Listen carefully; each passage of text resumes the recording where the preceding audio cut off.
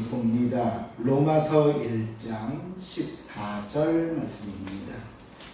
신약성경 239페이지입니다. 로마서 1장 14절 말씀 찾으실 줄 알고 제가 번복해 드립니다. 헬라인이나 야만인이나 지혜 있는 자나 어리석은 자에게 다 내가 빚진 자라. 아멘. 우리는 지난 시간에 로마로 가기를 간절히 원했던 바울을 살펴보면서 그 이유는 복음을 전하기 위함이었음을 말씀드렸습니다. 그만큼 복음의 중요성에 대해 계속 말씀을 나누고 있는데요.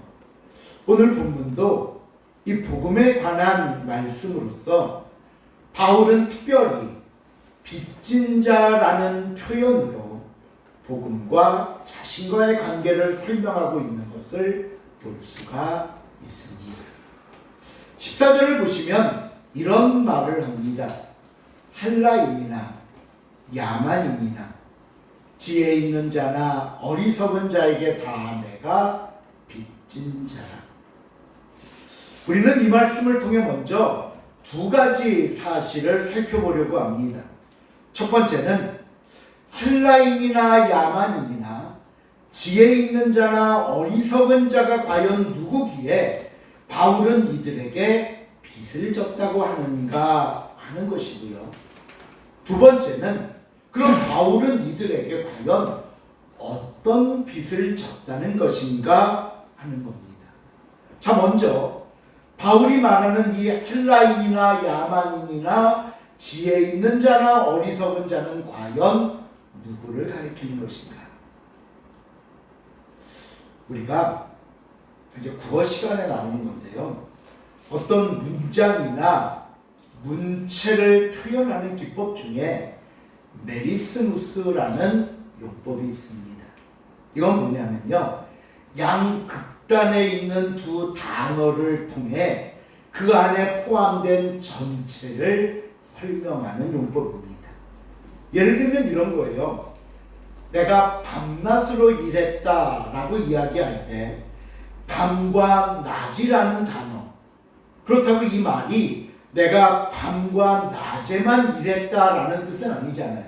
그렇죠? 하루 종일 일했다라는 것을 설명하려고 밤낮으로 일했다라는 거와 같은 의미라는 겁니다. 바울이 본문에서 헬라인이나 야만인, 또 다른 대조로 지혜 있는 자나 어리석은 자라고 표현한 것도 바로 이와 같은 표현의 하나로서 결국은 세상의 모든 사람들 그리고 모든 대상을 의미하는 표현인 것입니다. 그런데 여기서 우리가 조금 더 자세하게 살펴봐야 할 단어가 하나 있습니다. 바로 헬라인이라는 표현인데요. 바울은 지금 로마 교회 성도들인 로마 사람들에게 편지를 쓰고 있습니다. 그렇죠? 그런데 로마 사람들을 대상으로 쓰면서 로마인이나 야만인 이렇게 기록하지 않고 헬라인이나 야만인으로 쓰고 있다는 거예요. 우리가 이 헬라인이라는 단어에 주목하는 이유는 이 헬라인이라는 표현이 자칫 로마 사람들에게 기분 나쁘게 들릴 수 있기 때문입니다. 왜 그러냐? 당시에는요, 정치적으로는 로마가 세계를 지배하고 있었지만 문화와 사상으로는 헬라, 그리스 문화와 헬라 사상이 세계를 지배하고 있는 헬레니즘의 시기였습니다.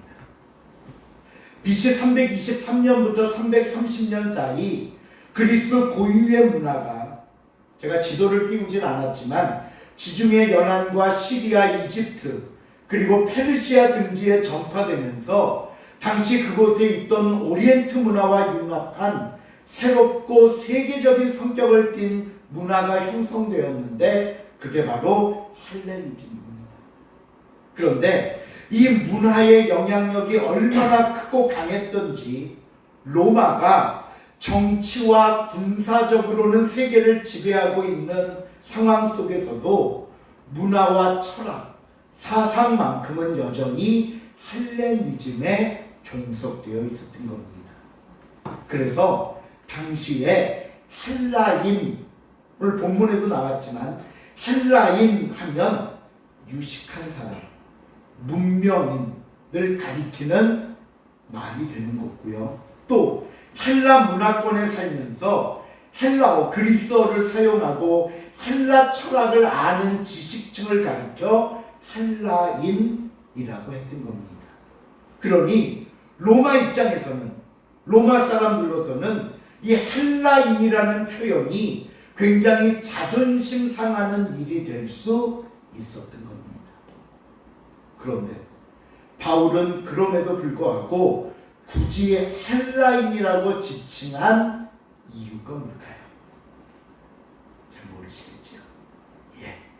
첫 번째 이유는 바울 자신도 헬라인임을 은연중에 드러내기 위함입니다. 나도 헬라인이야. 여러분, 바울은 로마 시민권을 가진 사람입니다. 그럼 바울은 어디 사람일까요? 로마 사람입니다.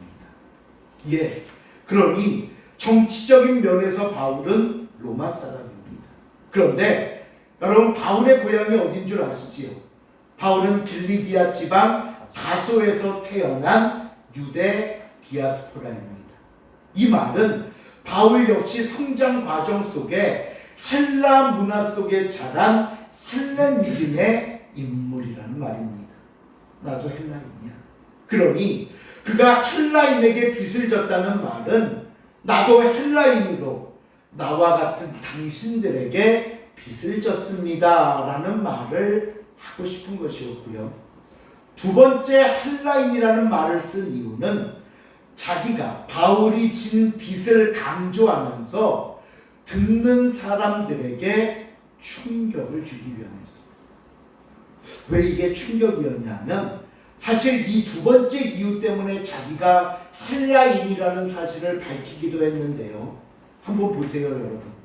제가 앞에서 사람들이 나를 자신을 헬라인이라고 칭할 때 그들이 갖는 긍지와 자부심이 얼마나 강한지 말씀드렸잖아요. 문명인을 가리키고 지식인을 가리키고, 그리고 바울도 나도 이런 헬라인에 속한 헬라인입니다 라고 말씀드렸는데 그 다음 바울이 뭐라고 말합니까? 헬라인인 내가 야만인이나 어리석은 자에게 빚을 졌습니다 라고 말한다는 거예요. 아니, 헬라인이 야만인에게 빚을 졌다고? 아니, 어떻게 헬라인이 저런 야만인에게, 어떻게 헬라인이 저런 어리석은 자에게 빚을 질 수 있단 말이야. 그러니 오늘 바울의 이 말을 듣는 사람들은 놀랄 수밖에 없는 겁니다. 결국 바울은 이 헬라인이라는 표현을 통해 자기가 진 빚을 부각시키면서 듣는 사람들에게 충격을 던지려는 고백을 하고 있는 겁니다. 이해가 되시죠?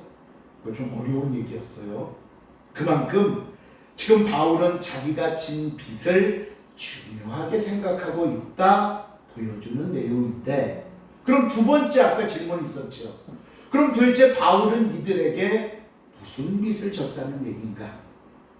무엇보다 헬라인들의 입장에선 더욱 궁금할 거 아닙니까? 그렇죠? 도대체 헬라인이 야만인에게 무슨 빚을 졌다는 건가? 그 설명이 본문 15절에 나옵니다. 같이 한번 읽어볼까요? 시작.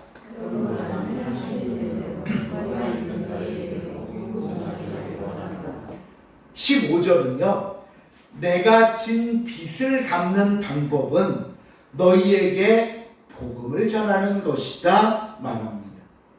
그렇다면 바울은 무슨 빚을 졌다는 것인가? 바로 복음입니다. 복음이라는 빚을 졌기에 이 빚을 갚기 위해 너희에게 복음을 주기 원한다는 거예요. 그러면서 바울이 뭐라고 얘기했냐면 나는 할 수 있는 대로라고 했습니다. 이 할 수 있는 대로라는 말의 뉘앙스가 그냥 혹시라도 내가 기회가 되면 그래 내가 만일 할 수 있으면 이라고 들릴 수 있지만 이 말은 절대 그런 의미가 아닙니다. 오히려 나는 너희에게 진 그 빚을 갚기 위해 최선을 다하겠다는 굳은 의지가 담긴 말씀입니다. 이것은 당시 로마 사회를 보면 알 수 있습니다. 당시 로마 사회에서 채무 관계는요 굉장히 엄격하고 무서울 정도였습니다. 예를 들어 우리가 돈을 빚을 졌다라고 생각해 보면 당연히 이자까지 쳐서 평생을 두고라도 갚아야만 합니다. 만일 돈으로 못 갚으면 노동으로라도 갚아야 되고요. 그런데도 다 갚지 못하면 그 집에 노예로 팔려가게 됩니다. 그런데 만약 당사자가 다 갚지 못하고 죽으면 그 빚은 자녀에게 들어가 자녀도 노예가 됩니다. 이게 로마의 채무에 관한 법입니다. 그러니 오늘 바울이 빚을 갚아야 한다는 말은요 얼마나 바울이 지금 절박한 상황에 있는가를 우리에게 설명해 주는 말씀인 것입니다. 그렇다면 여러분, 바울이 언제 이렇게 모든 사람들에게 복음이라는 빚을 지게 되었을까요? 오늘 바울의 이야기는 이런 의미입니다. 하나님께서 바울을 구원하신 이유는 전도자가 돼서 복음을 전하게 하시려는 겁니다. 그렇죠? 복음 전하라. 바울도 이런 자신의 사명을 알았기 때문에 그들이 헬라인이 되었건 야만인이 되었건 또 지혜자가 되었건 어리석은 자가 되었건 모든 사람들에게 복음을 전했습니다. 그런데 하루는 바울이 그 사람들을 보면서 이런 생각이 든 거예요. 야, 만일 내가 전도할 사람이 없다면 나는 어떻게 됐을까? 이 세상에 바울의 전도를 받을 사람이 없다면 바울은 전도할 필요가 있을까요? 없을까요? 없지요. 전도할 사람이 없는데 어떻게 전도해요? 바울은 전도할 필요가 없어요. 그렇다면 하나님께서 나를 구원하신 이유는 전도하라고 구원하셨는데 전도할 사람이 없으면 나는 구원받을 필요가 없지 않겠는가? 전도하라고 구원했는데 내가 전도할 사람이 없으면 나를 구원하실 필요가 없지 않았겠는가? 이렇게 생각하고 나니까 복음 전하는 일이 힘들고 짜증스러운 일이 아니라 고마운 일이 된 겁니다. 예수 믿지 않는 사람을 바울이 만나면 만날수록 와, 오늘도 내가 할 일이 있구나. 내가 구원받은 것이 이 사람들 때문이구나 하는 생각에 오히려 고맙기까지 한 거예요. 와, 당신 없었으면 내가 어떡할 뻔했습니까? 한 거예요. 그래서 전도 대상자들, 내 앞에 있는 전도 대상자들을 향해 바울이 뭐라고 고백을 하고 있냐면요, 나는 당신에게 구원을, 복음을 빚진 사람입니다. 난 당신에게 복음이라는 빚을 졌습니다. 당신 덕분에 제가 구원받은 겁니다. 고린도전서 9장 16절을 보면요, 바울이 덧붙여 이런 고백을 합니다. 읽어볼까요? 내가 시작. 내가 복음을 전하자로 자랑하셨으니 내가 부득불 할 일이라. 만일 복음을 전하지 아니하면 내게 화가 있을 것이다. 우리가 사도행전에 나오는 바울의 1차, 2차, 3차 전도 여행을 보면요, 정말 힘든 여건 속에 하루하루 힘들게 복음 전하는 것을 볼 수 있습니다. 심지어 어느 성에서 무슨 일이 있었냐면요, 바울이 복음 전하자 사람들이 듣기 싫다고 돌을 던집니다. 마치 돌 던져 스데반을 죽이듯 돌을 던져 바울이 맞고 쓰러져요. 그러니까 그러니까 바울이 죽은 줄 알고 성 밖에 바울을 내다 버립니다. 이렇게 고생하고 힘들게 복음 전하는데 아까 고린도전서 9장 16절에 뭐라고요? 정작 자신은 나는 자랑할 일이 아닙니다. 나 수고하는 거 아니에요. 왜? 전도하지 않으면 내게 뭐가 있을 것이로다? 화가 있을 것이로다. 바울이 왜 이렇게 생각한다고요?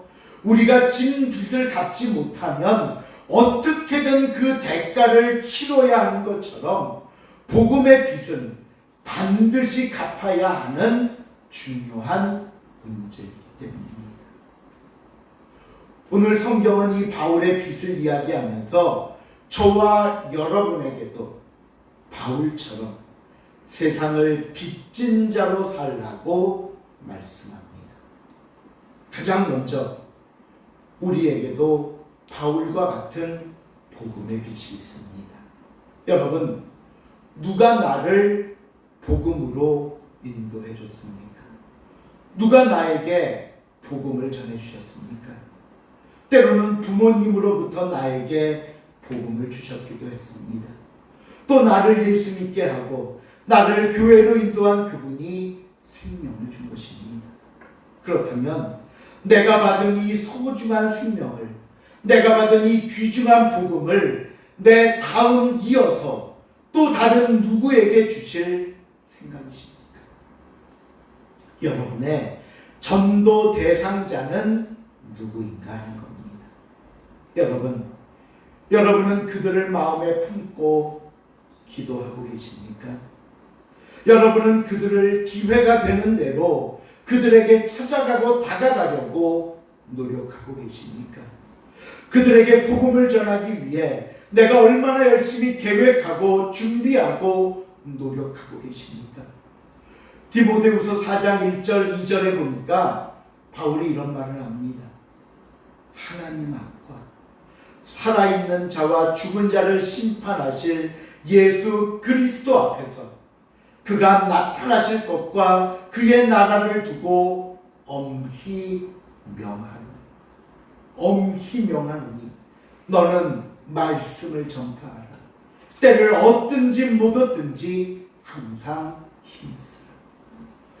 엄히 명한다 말씀합니다. 그렇게 했으면 좋겠다는 부탁이 아닙니다. 반드시 해야 한다는, 꼭 갚아야 한다는 강한 명령을 나타냅니다. 때를 얻든지 못 얻든지 항상 힘쓰라. 우리는 종종 아직 때가 아닌 것 같아요 말합니다.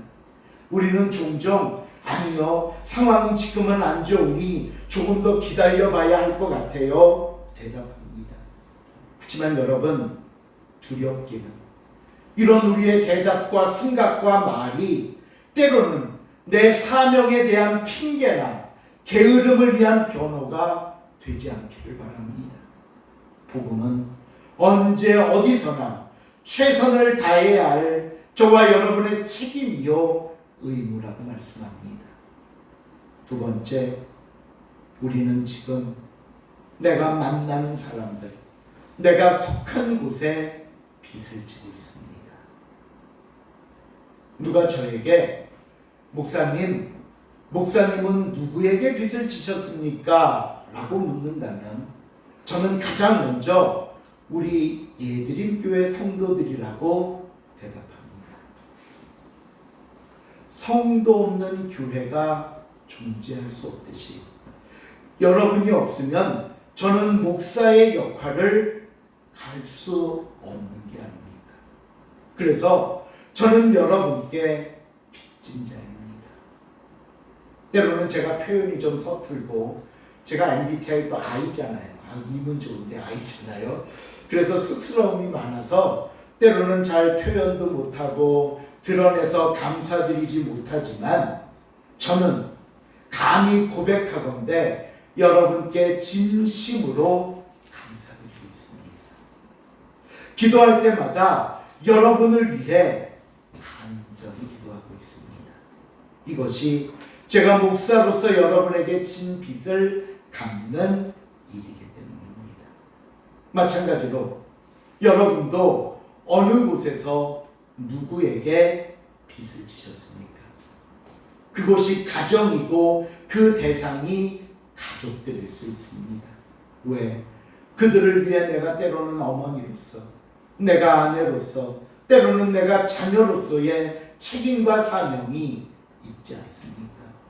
또 그곳이 내 직장, 내가 일하는, 또 내가 만나는 사람들일 수 있습니다. 그리고 또 그곳이 우리 예드림 교회 안에서 내 주변에 있는 성도들에게 빚을 진 것입니다. 이 시간 사랑하는 성도 여러분, 하나님께서 나에게 왜 그 사람을 만나게 하셨을까요? 나를 왜 그 모임에 가게 하시고, 나를 왜 그 자리에 있게 하시고, 나에게 왜 그런 달란트와 직분을 맡기셨을까요? 그것은 빚을 갚아야 하기 때문입니다. 자, 그렇다면 다시 복음에 관한 질문을 드려보려고 합니다. 복음이 무엇이기에 바울은 빚을 졌다라고 이야기하면서까지 꼭 갚아야 한다고 말하는 것일까요? 오늘 본문을 다시 한번 보면요, 복음에 관한 또 다른 새로운 정의를 본문은 이렇게 내리고 있습니다. 첫째로, 복음은 믿는 자에게 구원을 주시는 하나님의 능력입니다. 본문 16절입니다. 시작. 내가 복음을 부끄러워하지 아니하노니 이 복음은 모든 믿는 자에게 구원을 주시는 하나님의 능력이 되리라. 먼저는 유대인에게요, 그리고 헬라인에게요. 우리가 여러분 어떻게 구원 얻습니까? 복음을 통해서입니다. 우리가 어떻게 하나님의 자녀가 되었습니까? 복음을 통해서입니다. 우리를 지옥에서 천국으로 옮겨놓고 사탄의 종로를 타던 우리를 하나님의 자녀라운 놀라운 신분으로 바꿔놓은 것, 이것이 복음의 능력입니다. 그러게 오늘 바울은 나는 절대로 이 복음을 부끄러워하지 않는다고 말합니다. 여러분, 내가 구원받았다는 사실이 부끄러우십니까? 내가 하나님의 자녀라는 사실이 창피하십니까? 내가 교회 다닌다는 것이 어디 못 갈 것 가고 어디 손해보는 것 가는 것처럼 느껴지십니까? 아닙니다. 아니에요. 여러분은요, 한 사람의 영혼을 지옥에서 천국으로 옮길 수 있는 능력인 복음을 갖고 계신 분들입니다. 여러분은요, 그 사람에게 영원한 생명을 줄 수 있는 최고의 선물인 복음을 가지고 있는 분들입니다. 여러분은 이 놀라운 능력은 복음을 소유한 사람이라는 사실을 잊지 마시기를 바랍니다. 두 번째로, 복음은 우리를 믿음으로 살게 합니다. 17절 읽어볼게요. 시작. 복음은 하나님의 은혜가 나타나서 믿음으로 믿음에 이르게 하나니 기록된 바 오직 의인은 믿음으로 말미암아 살리라 함과 같으니라. 오직 의인은 믿음으로 말미암아 살리라. 마틴 루터가 종교개혁 당시 이 말씀 붙잡고 끝까지 완수했던 말씀입니다. 의인은, 즉 성도의 삶은 믿음을 통한 삶이다 말씀합니다. 그렇다면 다시 질문합니다. 그러면 그 믿음을 우리가 어떻게 가질 수 있습니까? 성도의 삶이 믿음으로 산다면 그 믿음을 우리가 어떻게 가질 수 있습니까? 로마서 10장 17절 말씀 시작. 그러므로 믿음은 들음에서 나며 들음은 그리스도의 말씀으로 말미암으리라. 예, 저와 여러분이 믿음을 갖기 위해서, 저와 여러분이 구원의 확신을 갖고, 저와 여러분이 하나님의 자녀로 그 축복을 누리며 살기 위해서는, 우리의 믿음이 성장하고 성숙하기 위해서는 그리스도의 말씀, 복음이 필요합니다. 그러니 복음을 들어야 하지 않겠습니까? 하나님의 말씀을 듣고 지키면서 그 안에 가득 담긴 축복을 받아야 하지 않겠습니까? 성도는 하나님의 말씀인 복음으로 사는 사람입니다. 말씀을 맺습니다. 로마서를 시작하면서 우리는 계속해서 복음이라는 주제를 가지고 말씀을 살펴보고 있습니다. 로마서를 시작하던 첫날 복음은 예수 그리스도라고 말씀했습니다. 그리고 지난 시간에는 복음은 성도를 견고하게 하고 안위함을 준다고 말씀했습니다. 그리고 오늘 세 번째 시간, 오늘 복음은 구원을 주시는 하나님의 능력이라고 말씀했고요. 복음은 성도들을 믿음으로 살게 하는 힘이자 올바른 가르침이라고 말씀했었습니다. 여러분, 이렇게 복음이 중요하기에 바울은 이 복음을 로마 교회 성도들에게 전하기 위해 그토록 애쓰고 기도한 것이고요. 오늘 저와 여러분에게도 동일한 로마서 말씀을 통해 깨닫게 하시는 겁니다. 여러분, 복음을 배우기에 힘쓰십시오. 복음을 부끄러워하지 마십시오. 복음의 삶을 사십시오. 나의 전도 대상자들에게 이 복음을 전하십시오. 복음은 구원의 능력이고 가장 소중한 하나님의 선물입니다. 기도하시겠습니다. 하나님, 우리에게 복음을 통하여 구원을 허락하시고 믿음으로 살게 하시니 감사를 드립니다. 언제나 주님 안에 있는 우리의 삶임을 잊지 않게 하시고 그러기에 주신 복음, 이 구원의 능력을 가지고 내 믿음이 성장하며 내가 하나님 앞에 올바른 삶을 살며 나아가 아직도 하나님을 모르는 사람들, 이 복음을 들어야 할 그들에게 내가 전하며 기도할 수 있는 삶이 되게 하여 주시옵소서. 감사드리오며 예수님의 이름으로 기도하옵나이다. 아멘.